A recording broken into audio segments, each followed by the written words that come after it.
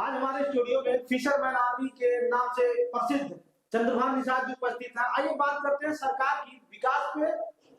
क्या बताइएगा सर, सरकार किस तरह विकास करवा रही है, क्या बताइएगा इस बारे में? देखिए, सरकार जो विकास करवा रही है, ठीक है, अभी जैसे रोडों का विकास हो रहा, सरकार विकास करवा रही है। अब इसी को बहुत सारे लोग विकास मानते हैं, लेकिन वास्तविक विकास होता क्या है ये हमको सबसे पहले समझना पड़ेगा। जब हम और आप ये उत्तर प्रदेश की जनता, मैं ये कहूँ आज मैं उत्तर प्रदेश में बैठा हूं, तो उत्तर प्रदेश की जनता का ये समझ आ जाए कि विकास क्या होता है, तो मेरा मानना उत्तर प्रदेश बहुत आगे निकल जाएगा। और मैं आपको बता दूं, उत्तर प्रदेश एक ऐसा राज्य है, दुनिया का सबसे बड़ा राज्य है, भारत का नहीं, दुनिया का सबसे बड़ा राज्य हमारा उत्तर प्रदेश है आबादी के तौर पर। जब उत्तर प्रदेश हमारा दुनिया का सबसे बड़ा राज्य आबादी के तौर पर है, तो दुनिया का सबसे धनी नहीं तो कम से कम भारत का तो सबसे धनी होना चाहिए ना। लेकिन आज वो चीजें नहीं। सरकार जैसे कुछ समय पहले बिजलियां, आदमी बिजली को इंतजार करते हैं, आज बिजली इंतजार कर रही है लोगों को कि इस्तेमाल करिए। आप इस पे कह रहे हैं कि विकास नहीं है। देखिए, बिजली इंतजार कर रही है आज लोगों को लगाने के लिए, और कभी बिजली नहीं थी। होता क्या है, जैसे जैसे समय का परिवर्तन होता वैसे वैसे आवश्यकताएं बढ़ती है, और विदाउट समय का परिवर्तन के ही आवश्यकता नहीं पड़ती किसी को। आज मान लीजिए टीवी बनी ही नहीं है, आप कहे टीवी को लाइट लगाइए तो कैसे लगे, वो संभव नहीं है। तो जो मैं बात मैं करने जा रहा हूं, जो मैं आपको बताने जा रहा हूं, जैसे मैंने बताया कि विश्व का सबसे बड़ा राज्य हमारा, आप ये जानेंगे उत्तर प्रदेश जो 26 जनवरी 1950 को जन्म हुआ, उत्तर प्रदेश का स्थापना दिवस हुआ, जो कि हम मनाते भी हैं। उसके कागज में बहुत सारे लोग 24 को भी मानते हैं, लेकिन जब नक्शा निकालेंगे भारत का राज्यों का गठन का, तो आपको मिलेगा 26 जनवरी 1950 को।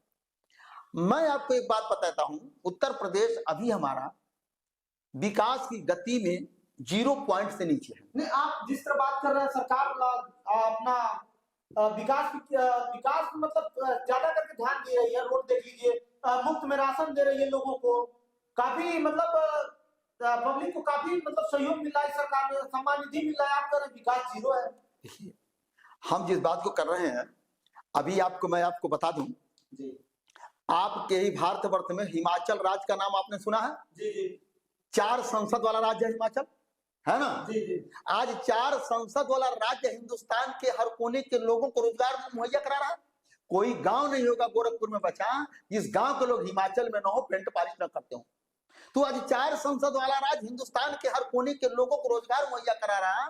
क्या मेरा 80 संसद वाला राज्य बार दावा करती है कि आत्मनिर्भर बनिए और हर साल कहती है मैं 2 करोड़ नौकरी दूंगा।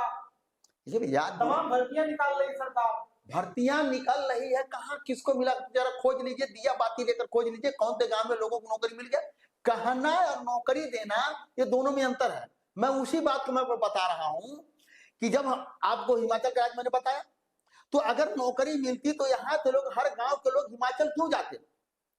अभी 1 नवंबर सन 2000 को उत्तराखंड का जन्म हुआ, मेरा भाई है जी, 5 संसद वाला राज्य है जी। आज वो नेशनल नहीं इंटरनेशनल उद्योगिक इकाइयां लगी है, वहां लोग जा रहे हैं कारोबार करने। लेकिन हमारे उत्तर प्रदेश में कारोबार नाम के 0 है। अभी आपको सुनिए, मैं आपको पता, पहले बात को, पूरी बात को आप समझिए, पूरी बात को समझिए, बात क्या है।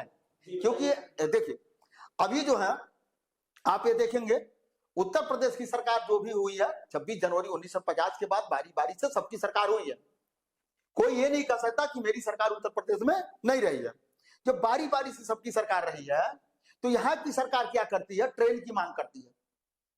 आप देखेंगे कई ट्रेनें बढ़ गई, यानी उत्तर प्रदेश से गोरखपुर से ट्रेन जो है, एक ट्रेन दिल्ली के लिए चाहिए, बॉम्बे के लिए चाहिए, पंजाब के लिए चाहिए, मद्रास, यानी तमाम विकसित राज्यों के लिए ट्रेन मांगती है।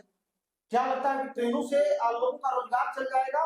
केवल ट्रेन की गिनती करानी है कि यहाँ से ट्रेन की गिनती इसलिए होता है, ट्रेन में इसलिए हो जाता है कि मेरे यहाँ के लोग बैठ करके 70 की सीट पर 300 लोग बैठ कर जाते हैं, और 12 घंटा, 14 घंटा, 36 घंटा, 72 घंटा लोग खड़े होकर चले जाते हैं, ताकि ये लोग दूसरे राज्य चले जाएं, यहाँ रोजगार की आवाज न उठाएं।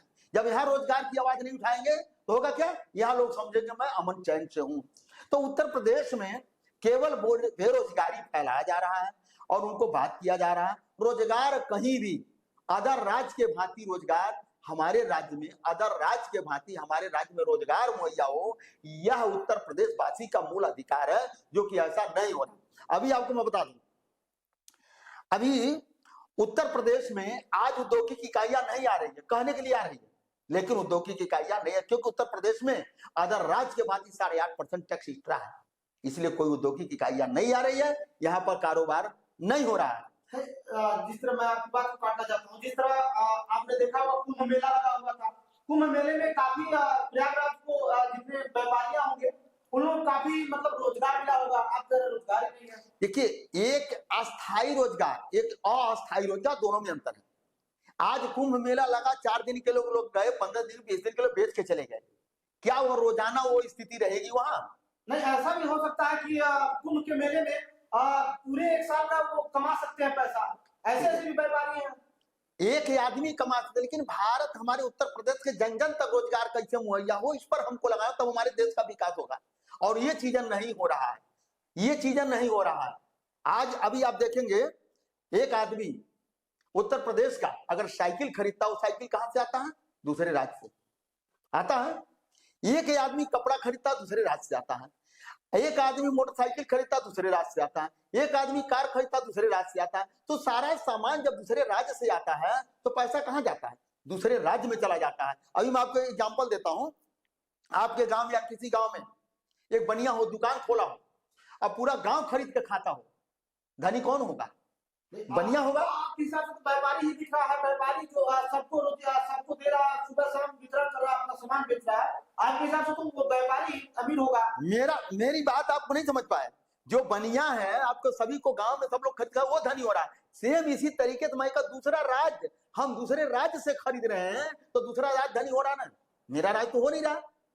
तो हमारे राज्य में जब तक औद्योगिक इकाइयां जन जन तक रोजगार मुहैया नहीं होगा, तब तक हमारे उत्तर प्रदेश का विकास नहीं होगा। और आप ये कहते हो रोड का विकास, तो रोड के विकास से आपको जाने के लिए रास्ता बना दिया जा रहा, आप दिल्ली बंबई जाइए, ये है यहाँ मत रहिए। मानना है कि जब रोड बन रहा है आपको पलायन किया जा रहा है, क्या आपका मानना है? हाँ, हमारे रोड बनाकर लोगों को भेजा जा रहा है, ट्रेन देकर के लोगों को भेजा जा रहा है।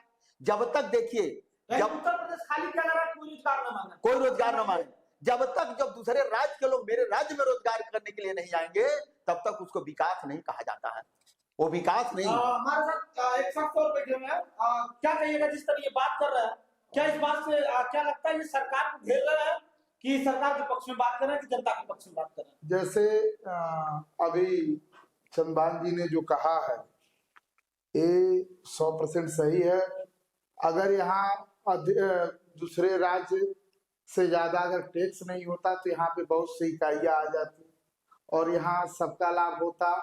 कोई गरीब भाई बाहर कमाने नहीं जाता, अपने जिले और जनपद में रहता और प्रदेश में रहता, और मान के चलिए 200 किलोमीटर 300 किलोमीटर की दूरी में रहता, अपना घर भी देख लेता, बच्चों को भी देख लेता। यहाँ भी तमाम तरह के रोजगार सरकार बार बार दावा कर रही है, तमाम प्रकार के रोजगार है। सरकार फ्री में राशन दे रही है कि आप पूरे महीना मत कीजिए, दाल चावल सरफ साबुन दे रही है, आपको कर अपनी जो कमाई है अपना बैलेंस बनाइए, जो मैं दे रहा हूँ उसको खाइए आराम से। राशन से ज्यादा तो सरकार पैसा ले रही है, हर गरीब से 6000 का राशन दे रही है। नहीं, सम्मान निधि भी दे रही है ना उसके साथ। सम्मान निधि आप यही बगल के गांव में जाके पूछ लीजिए, कितने लोगों का सम्मान निधि आ रहा है, कितने लोगों का नहीं आ रहा है। अबे सुनिए, सरकार झूठी दावा कर रही है, सरकार झूठी दावा कर रही है, कहीं केवाईसी के नाम पे और कहीं फीडिंग के नाम पे किसी का नहीं आ रहा है सम्मान निधि। सम्मान निधि बिल्कुल बंद है, सरकार झूठी वादा कर रही है। अच्छा सर, एक बात बताइए, भ्रष्टाचार के वो क्या बोलते हैं, भ्रष्टाचार में एक नंबर या उत्तर प्रदेश या उत्तराखंड? देखिए, भ्रष्टाचार में अभी उत्तर प्रदेश तो 1 नंबर पर हो ही गया है, ठीक है, और चल ही रहा है। और ये तो आपके सामने है, अभी कई लोगों का भी देखिए, 2 बच्चियों का गला रेत करके बच्चों का हत्या हो गया, अभी कई जगह पर मार दिया जा रहा है, खुलेआम उनको कुछ नहीं हो रहा है। तो भ्रष्टाचार पर तो 1 नंबर है। अभी मैं आपकी बात को तो करने, जैसे आपने कहा सरकार राशन दे रही है, लेकिन ये मैं जनता को ये बताना चाहता हूं, आपको साल में 6000 रुपए का राशन मिलता है, जैसे आपने कहा किसान सम्मान निधि मिलता है, हम चलिए मिलता होगा, उसको भी मैं सरकार की बात में बड़ी करता हूं, तो साल में कितना दिए? 12,000 रुपया दिए। लेकिन ये जानिए सरकार से आप सरकार को दे क्या रहे हैं? आपके घर में मोटरसाइकिल है, पर डे 1 लीटर पेट्रोल लगता है। जो पेट्रोल 60 रुपए था उसका रेट कितना हो गया? 100 रुपया। 40 रुपया पर डे, महीने का कितना हो गया? सुनिए पहले जोड़ लीजिए, महीने का कितना हो गया? 1200। साल का कितना हो गया? 12 से 6,000 हुआ आपको। मैं आपकी बात से सहमत हूँ। 12,000 सुनिए, 12,000 14,000 जो है 400 रुपए हुआ। दिया कितना? सुनिए पहले, सुन लीजिए, ये हुआ आप नमक, हल्दी, तेल, सारे सामानों का जो 60 रुपए का रिफाइन आता था वो कितने का हो गया? 160 रुपए का, मतलब 100 रुपया। महीना में 3 किलो खा, यानी आपको सरकार प्रति साल आपसे 50 से 55,000 रुपया लेकर के तो आपको 12,000 रुपए का दे रहे किसान निधि से लेकर और किसको? आपने इस तरह बात कर दिया कि आप 50 से 60,000 ले रही है। देखिए लेबर का मजदूरी क्या है, मिस्त्री का मजदूरी क्या है। पहले 160 रुपया होता था, आज वही मिस्त्री 708 रुपया 800 रुपया मांग रहा है। नहीं, लेबर का मजदूरी जो था तो उस समय ये देखिए रेट क्या था। आप ये देखिए उस टाइम उसी हिसाब से तो आज की सरकार ने बढ़ा रखी है। कहीं नहीं बढ़ा है, आप ये मत करिए, उसके अनुसार नहीं बढ़ा है, उसके अनुसार नहीं बढ़ा। जब हमारे पास 300 रुपए लेबर मजदूरी थी उस टाइम सोने का रेट क्या था? 17,000। और जैसे लॉकडाउन हुआ कितने पहुंच गया? 54,000। कितना बढ़ा? उसके हिसाब से मजदूरी बढ़ी, हमको बता दीजिए। उसके हिसाब से किसी की मजदूरी बढ़ी होगी? उसके हिसाब से मजदूरी नहीं बढ़ी। अब मजदूरी जो नहीं बढ़ी है, जो इसलिए नहीं बढ़ रहा है कि रोजगार नहीं होने की वजह से मजदूरी नहीं बढ़ रही है। चलिए मैं आपको दूसरे उल्लेख चल रहा हूँ। मेरा सवाल आप दोनों लोग से रहेगा, उत्तर प्रदेश के मुख्यमंत्री सबसे बेस्ट कौन, अखिलेश यादव या योगी आदित्यनाथ? सबसे बेस्ट उत्तर प्रदेश के मुख्यमंत्री माननीय बहन कुमारी मायावती जी हैं, उनसे बेहतर कोई नहीं है मेरी निगाह में। मतलब जनता तो चिल्ला रही है योगी योगी। जनता मेरी निगाह में योगी योगी चिल्ला रहे हैं, वो जो चिल्ला रहे हैं वो चिल्ला रहे हैं, लेकिन मेरे निगाहों में उत्तर प्रदेश की विकास की गति, जनता जब बेखौफ हो जाए, आम पब्लिक, गरीब पब्लिक बेखौफ से सोने लगे, चैन की नींद लेने लगे, उसी को बेहतर कहते हैं। नहीं, आज के डेट में लोग योगी योगी चिल्ला रहे हैं, आप कह रहे हैं कि सबसे बेहतर मुख्यमंत्री। देखिए भाई, जो जिसको धर्म मैं किसी का बुराई नहीं कर रहा हूँ, मान लीजिए सारे मुख्यमंत्री एक है। जिसको धर्म चाहिए उनको योगी चाहिए, और जिसको अपना हक और अधिकार चाहिए उसको बहन कुमारी मायावती चाहिए। तो वो तो लोगों को चुनना है किसको क्या चाहिए, तो जिसको जो चाहिए वो लोग अपना जो चुन रहे हैं, तो उसमें कोई वो बात नहीं। उनके लिए विकास वही है, उनको गंगा नहाना विकास समझते हैं तो गंगा नहाए। कोई आदमी अपने रोजी रोटी के लिए विकास समझता है तो वो तो भाई चिल्लाएगा हमको रोजी रोटी नहीं है, जाहिर सी बात है। अभी कुंभ में मेला लगा था कुछ समय पहले, अभी भी लगा हुआ है, और ये बताया जाता है वहां पर भगदड़ मची थी और सरकार ने काफी निवेश भी किया है पैसा मेला लगवाने के लिए, काफी मतलब निवेश किया है। और क्या मानना है कि जब वहां के अन्य राज्यों से, अन्य देशों से लोग वहां पहुंच रहे हैं, इससे क्या लगता है सरकार अपने राज्य का विकास नहीं होगा? देखिए, हम मैं आपको बता दूं, कुंभ से वो जो है देश का विकास नहीं होगा, कुंभ से कुछ लोगों का विकास होगा। अब जब कुंभ का नाम लिए आप तो वहां धर्म आ गया, धर्म और आस्था। धर्म जो होता है एक आस्था का विषय है, ठीक है, और उसको कुदेड़ने की जरूरत नहीं है, क्योंकि आप ये देखेंगे कोई भी धार्मिक, कोई भी महात्मा, दुनिया का कोई भी बड़ा पुजारी आपको नया आविष्कार करके कुछ दिया है? आप हमको बता दीजिए, क्या महात्मा कोई आविष्कार कर सकता है? महात्मा के किसी बनाए हुई चीज से देश चलेगा या दुनिया के विकास की गति करेगी? सरकार तो हिंदू राष्ट्र घोषित, हिंदू राष्ट्र कर रही है, जय श्री राम का नारा लगा रही है, आप कह रहे हैं कि किसी साधु संत से हमारा कुछ लाभ नहीं है। देखिए, जो मैं कहने चाह रहा हूं, जब भी दुनिया की विकास की गति बढ़ी है, तर्कशील मानव की वजह से बढ़ी है, और जब तक तर्कशील मानव नहीं होगा तब तक किसी देश का विकास नहीं होगा। मार्टिन लूथर साहब उन्होंने लिखा है, जिस देश को, जिस मुल्क को बर्बाद करना हो उस मुल्क को धर्म और जातियों में बांट दिया जाए, वह मुल्क अपने आप बर्बाद हो जाएगा, उससे लड़ाई करने की जरूरत नहीं। आपके हिसाब से क्या लगता है कि सरकार ये लोगों में बांटना चाहती है? देखिए, सरकार बांटना चाहती है लोग जब बांटना, लोग देखिए होता क्या है, सरकार की एक पॉलिसी, चाहे कोई भी सरकार हो या आप क्यों न हो, हम क्यों न हो, जो आदमी खाना चाहता वही परोसता है। लेकिन होना क्या चाहिए, वो अगर शराब पीना चाहता तो हम उसको शराब ना परोसें, उसको बढ़िया जगह पर ले जा करके हम उसको शराब से वंचित करके उससे मैं अच्छी जगह पर ले जाऊं, ठीक है। लेकिन ऐसा नहीं, क्योंकि अपनी कुर्सी के लिए जो आदमी शराब पीता है उसको शराब देते हैं, तो ये होता देश का विकास नहीं होता है, ये देश का नाश होता है। इसको देश का नाश कहा जाता है, इसे देश का विकास नहीं होता। देश की विकास जब भी हुआ है, आप इतिहास उठा के देख लीजिए, तर्कशील मानव की वजह से हुआ है। जैसे न्यूटन, टेस्ला साहब, स्टीफन हॉकिंग साहब, गैलीलियो साहब, जिन्होंने दूरबीन का आविष्कार किया, तो जो है कि जेम्स वाट साहब, तमाम ऐसे वैज्ञानिक लोग तर्कशील थे। तर्कशील मानव ही हमेशा दुनिया की विकास की गति देता है। साधु संत वो अपनी जगह पर है, वो केवल पूजा करें, उनके पूजा करने से किसी देश का विकास नहीं होगा।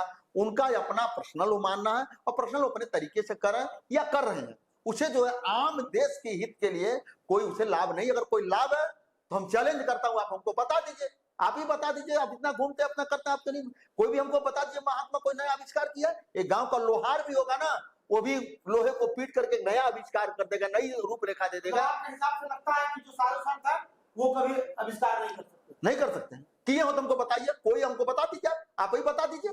अगर आपके पास कोई ऐसा डाटा तो हमको बता दीजिए, ये महात्मा ने आविष्कार किया है। जब भी होता तर्कशील मानव ही आपको नया दिशा देगा, नया आविष्कार देगा, और कोई नहीं देगा। अच्छा, दूसरी मेरी सवाल ये है, सबसे बेस्ट प्रधानमंत्री कौन, राहुल गांधी या नरेंद्र मोदी? राहुल गांधी अभी जब आएंगे तभी तो पता लगेगा। आने वाले का मैं बात कर रहा हूँ। आने वाले को देखिए कुछ नहीं कहा जा सकता है, लेकिन अभी तक जो हुए हैं, अभी तक जो हुए हैं, तो लाल बहादुर शास्त्री जैसा कोई प्रधानमंत्री अभी तक हमारे भारतवर्ष में पैदा नहीं हुआ। क्यों? प्रधानमंत्री जी ने आपने देखा कि काफी सोना लाए दूसरे देश से, जहां गिरवी रखा था।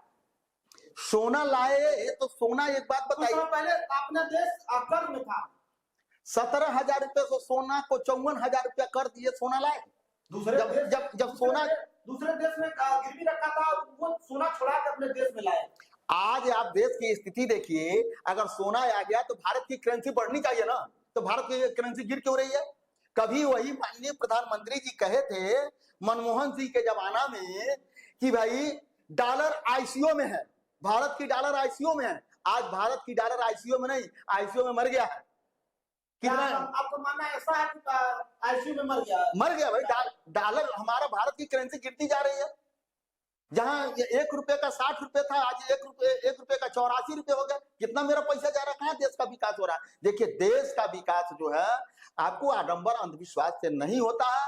देश का विकास जब भी होता है तर्कशील से होता है।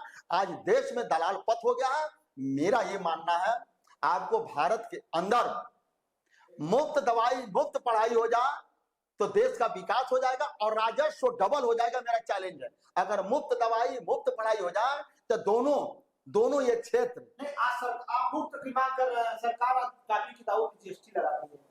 देखिए, मैं वही कह रहा हूं कि आम पब्लिक शिक्षा से वंचित हो जाए। जब आप पढ़ेंगे नहीं, आप लिखेंगे नहीं, तो आपके सामने रोजगार रख दिया जाएगा। आप करेंगे कैसे?